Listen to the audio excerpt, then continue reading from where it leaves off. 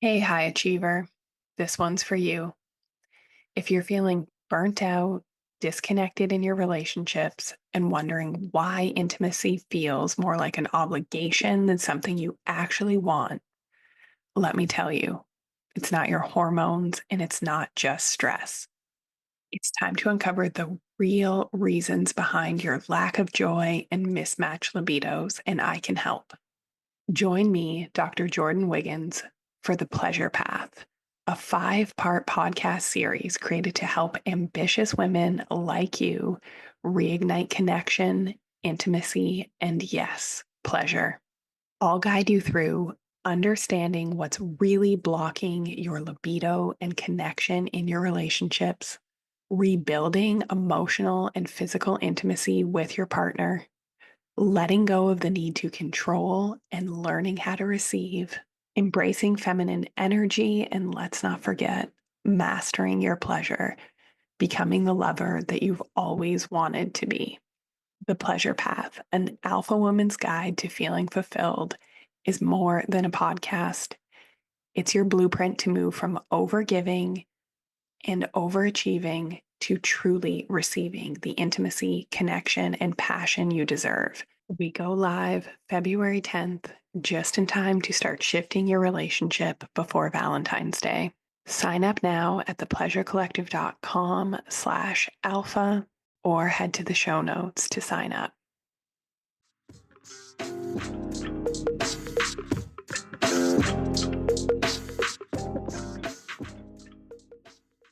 Hello, and welcome back to the Pleasure Principles podcast. I am your host, Dr. Jordin Wiggins, your guide to helping high-achieving women be as badass in the bedroom and relationships as they are in business. I help successful women who feel unfulfilled and disconnected create more intimacy, joy, and pleasure in their personal lives. As the author of The Pink Canary, naturopathic doctor, pleasure and intimacy coach, I know that hustle culture has taught you that doing it all is the key to fulfillment, but it is draining your energy and killing your intimacy. My mission is to guide you down the pleasure path, reigniting your desire, reclaiming your feminine power, and helping you feel deeply seen and supported, all while thriving in your career. Today, we're diving into a topic that might be a little confronting. Denial is a part of the armor high achievers wear, right up there with tolerance and people pleasing. I want to outline sort of the 3 types of relationships that I see high achievers create. And often these can look good on the outside. Going on the vacations, have the house, the car, but something is missing. You know that when you are on those vacations and you can't relax, when you are in the bedroom and you are not present with pleasure, and you just truly do not feel supported, you know in those quiet moments that something's missing. By the end of this episode, I want you to know which type of relationship you're in and how this is either serving or sabotaging your happiness, pleasure, orgasms, and the steps that you can take to align with the relationship that you truly desire. Let's start with the most common relationship dynamic that I see, the power struggle couple. A couple that is stuck in a dynamic of overfunctioning, blame, and then disconnection. Sometimes this couple has been stuck in disconnection for years before the high achiever reaches out to me. And this is often rooted in hustle culture and overgiving. They lack the tools to shift from the power struggles into deep intimacy and support. Both or one or both of the partners comes from struggle, comes from a lot of trauma, and they know how to get shit done. They are cool as a cucumber in conflict or when fires need to be put out, and that is why they are such a huge asset in corporate or in building companies. But the tools that got you success and the skills that got you success in business do not get you success in the bedroom and in relationship. This is a type of relationship that feels like the constant blame game. One partner feels like the victim, believing that the other isn't meeting their needs. And often this can be us superwomen. Meanwhile, the other partner becomes the villain, either consciously or unconsciously is blamed for everything that is going wrong. So you might find yourself thinking, why can't he just step up? Why do I have to do everything? If he would just do X, Y, Z. So if he would just plan the date night, we start to put up blocks and barriers to intimacy. So only having sex once the to-do list is done, or on the second Friday of every month if the wind is blowing from the north. And again, these barriers are to protect ourselves. I'm saying all of this with love and no moral judgment because I have been there and my clients have been there. So this is the kicker to the power struggle couple. So while we are pointing fingers, while we are waiting for him to change, he's likely waiting for you to stop over-functioning, over-giving, and controlling and let him in. He ends up feeling controlled like a child, and then that puts you in the mother caregiver role. And for all of the women that come to me, this is not sexy. This is a relationship killer. Okay. And yes, there are periods of caregiving in our relationship. And when our partner is struggling with something, maybe grieving with the loss or they're sick, caregiving is a natural part of relationship, but it is not sexy long term. There is a power imbalance and it is not sexy. It is an intimacy killer. It leads to the cycle of resentment that keeps you stuck in this power struggle. So, oh, if he could only do X, and then he does that thing, and then we're still not happy. And then he thinks, why do I even try? So he ends up stepping back, leaning way back, telling you have high standards, that you aren't easy to please. It's just a very unfulfilling dynamic to be in all around. So the shift, instead of playing the victim or the villain, I am inviting you to step into vulnerability. And let me tell you, probably not something that you can do alone. It's something that you need to do in a community of support. To get you started, ask yourself, am I communicating my needs clearly? Or am I assuming he should just know? And superwomen do this in and out of the bedroom. And they often have this desire, like, oh, I shouldn't have to ask, or he should just know how to please me. Well, when you are a fully expressed, feminine, dynamic being, your needs and desires are going to change. So, what got you off when you were 25 is not going to do it for you at 45, 55, 65.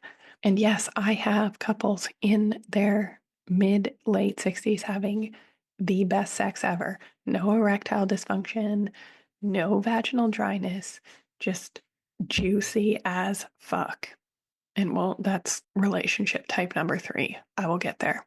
Another question to ask yourself as you're shifting into vulnerability: where can I let go of control and allow my partner to step up? Okay, I'm going to speak to your high achieving brain, your perfectionist brain. Where can we let something get done 70% and everyone will survive? Or where can you let people take over and ask yourself, will it matter in 5 years? So, will your partner do it with the hypervigilance and overgiving and attention to detail that you do it? No, probably not. But it is also that that part of you that is creating the power struggle dynamic and making you feel alone and making you feel unsupported. So there's a part that needs to shift in you, and that needs to be mirrored by your partner. And I know you think these things because I've thought them too. Next up, we have the comfort zone couple. This couple operates more like roommates than lovers. Their relationship is functional, but passion, pleasure, true connection are lacking. They're stuck in the teammates, not soulmates dynamic, focusing on tasks, building a life together, maybe building their businesses rather than intimacy. This happens a lot with superwomen who consciously chose to marry a green dragon. If you don't know what I'm talking about, you can listen to episode 136. You probably had a lot of tumultuous relationships in your past and you chose to pick the steady guy and now you're bored with the sex. A lot of infidelity happens here. You know what? It happens with the power struggle couple too. Again, no moral judgment, just stating facts. So the comfort zone couple, this type of relationship isn't bad, but it's also not great. It's like you get to eat the appetizer at an amazing restaurant every time, but you're never getting the main course and dessert. Your teammates or roommates more than you are passionate partners. You're getting along fine. You're managing life together. And like you don't want to leave and you don't want to give that up because there is so much good there, but there's no spark. There's not a ton of intimate growth. There's definitely no deep connection. And this happens when both partners unconsciously agree to stay in their comfort zones, or one gives up their power and desires to the other to keep the dynamic comfortable. So one person is constantly avoiding hard conversations, you're keeping routines predictable, or not really challenging each other to grow intimately. Often you're growing outside of the partnership, like businesses are growing, books are being written, Grammys are being won, but there's not a lot of partnership growth. And you'll see a lot of these couples online. Once again, partnerships, not a bad thing. And for high achievers, this dynamic can feel safe, especially after years of hustle or business growth. It can feel like this is comfortable or this is the one thing that I can count on, especially maybe after years of picking the wrong partner, years of picking red dragons. But I'll tell you something, safe does not equal satisfaction. And oftentimes, this comfort zone situation, your man ends up cheating with his assistant or someone that is making him feel significant. If you are in a comfort zone relationship, you might find yourself wondering, why do I feel so numb? Is this all there is? Maybe I should be happy with what I have. The shift that I encourage these couples to make is with growth and sensation. This is the antidote to stagnation. You can ask yourself, what is one area of our relationship that we could push past the comfort zone? What needs and desires am I not speaking? Where can we increase sensation? So, like eye gazing, mutual masturbation, a night out of your routine, a workshop, read together. Reading to me is one of my love languages. I'm going to say it again because it is important. Sensation is the antidote to stagnation. Where can you feel more? And this is very, very uncomfortable for superwomen because we are amazing at thinking and solving problems by doing, taking action, using our brain. It's a very masculine approach. We need to shift, and this is where my clients are hiring me and they need help, is shifting into a more feminine way of doing things with ease and flow, with ease, not effort. And the third type of relationship, and this is the pleasure partnership. This is the holy grail. This is the full body orgasm of relationships, the extended massive orgasm of relationships. This couple has mastered the art of balancing ambition with connection. They thrive because they prioritize intimacy, pleasure, mutual growth. They create space and deeply fulfilling relationships. It embodies ease, flow, and desire. And the thing is it is unique to them and it is fluid. Because if you're here now and you are listening to this, you are a healer, you're a grower, you're a seeker. You are constantly evolving and you need a relationship that is going to evolve with you. And the pleasure partnership does not avoid challenges. They embrace them as unique opportunities to grow closer. It's like so funny because shame release is one of the biggest things that I am teaching super women, again, in and out of the bedroom, but sexual shame, and as well as just being able to tolerate the sensation of shame in your nervous system when things don't go well. When you give a presentation, you focus on the one piece of negative feedback that you got. So we are embracing ourselves, our whole selves, our dark desires, the feelings that we feel when we're scared our needs aren't going to be met. These couples prioritize their own joy and desires while holding space for their partners. So there's just something that it's like if we don't get it right or if we don't desire the same thing at the same time, it freaks us out and it shuts us down. When really we can use this as an opportunity to create something better, new possibilities. Another hallmark of the pleasure partnership is they fill their own tanks first. So if your pleasure tank, if you are on empty, if you are experiencing the physical, emotional, and relational signs of an empty pleasure tank, you can listen to episode 117, that series, to know what I'm talking about. We cannot blame the relationship. When we are that empty, our energy is repellent and nothing that anyone does will ever be enough. We need to learn the skills to fill our own pleasure tanks to at least 30% before we can start working relationally. The pleasure centers in our brain need to be turned back on because then we will never know whether it was just us being turned off, us not being able to function relationally, to give and receive because we are in fight or flight. We are putting out fires. So we'll never know. Is it fully the relationship until each person in the relationship's tank is full and we know how to do that for ourselves? And this is the truth about the pleasure partnership. Stepping into this level of connection requires both partners to take radical responsibility for their own pleasure first, filling their tanks at 30% first. Okay, because if your husband wants to go hunting for the seventh time and you've been so busy with work travel and you haven't seen each other, if your tank is empty, you're always going to be resentful about him filling his. We need to learn how to rewrite relationship beliefs from society, what was modeled to us as children, and take radical responsibility for our truth, for our desires, for our pleasure first. So we are always cleaning and cleaning our side of the street first, focusing on us first.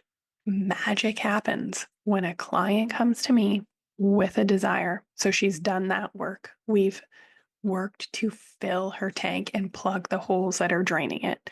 So she is feeling more fulfilled than she has in years, maybe ever. And at that point, she's starting to be able to connect. She's starting to be able to interact relationally. And she comes to me with a desire that she does not think that her partner can meet or fulfill. And when she can tolerate that yearning, that sense of uncomfortability, stand for her desire, she has the tools to communicate it. Literally, magic happens. I'm getting a text the week later of, oh my goodness, I didn't even get a chance to have the conversation. And he planned a trip away. I came home to flowers, lingerie, candles, came home to a bath drawn, and he said he would take care of bedtime tonight. Your pleasure and fulfillment starts with you. And you can start doing this work without your partner's buy-in or involvement. Okay, so the shift to cultivate a pleasure partnership, I want you to ask yourself, am I showing up as the most authentic, magnetic version of myself? Is my tank at least 30% full? And if it is not, that is step one. Step one is the internal work. Do we create space for honest communication and vulnerability? Can I be truly vulnerable?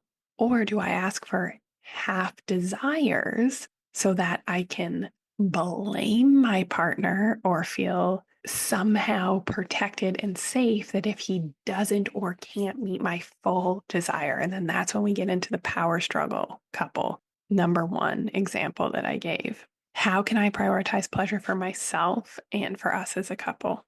How do we handle conflict? Do we have tools, skills that will allow us to alchemize, like actually create a new possibility? I hate compromise. Compromise does not work. Compromise, just like I'm dry thinking of that. How do we create new possibility together? Do we have the skills, knowledge to create what is needed for desire and passion to thrive? Probably not if you were listening to this relationship. And really, where is a pleasure partnership modeled for you? It isn't. It's not. It's like not in movies. We're starting to get more of it in erotic novels, but definitely our parents didn't model it for us. And another question, an important question is, have I mastered pleasure in and out of the bedroom? Have I taken the time to learn these skills? Think of the time that you have put into excelling in business and career, but yet you just expect sex and intimacy to miraculously be okay when you haven't invested any time, energy, effort into it. It's like one of the biggest gaslights of our society that, you know, Disney movie, you meet, you get married, and the rest is a fairy tale and falls into place. It's like that is just the beginning. And this is where the work that we do in the Pleasure Collective comes in, where I am helping high achieving women move from overgiving, overachieving to receiving, to connection, to fulfillment. For women who want it all, the success, the intimacy, the pleasure. You do not have to choose. Society tells you that you have to choose. You have a pleasure set point where your nervous system feels like, I'm okay here. And in fact, the more successful you are in career, so the more you have there, usually the harder it is for you to have in relationship because you are stuck at your pleasure set point. If you want to learn how to create deeper connection and better sex without sacrificing who you are and what you've built, head to the show notes, fill out an application. Let's you and I get on a call and I can guide you through my work. Let's hop on a call and figure out how to create a pleasure partnership that works for you. Head to the show notes and apply. Because you deserve the support. You deserve a community of women. You deserve a relationship that feels as good as your wildest dreams.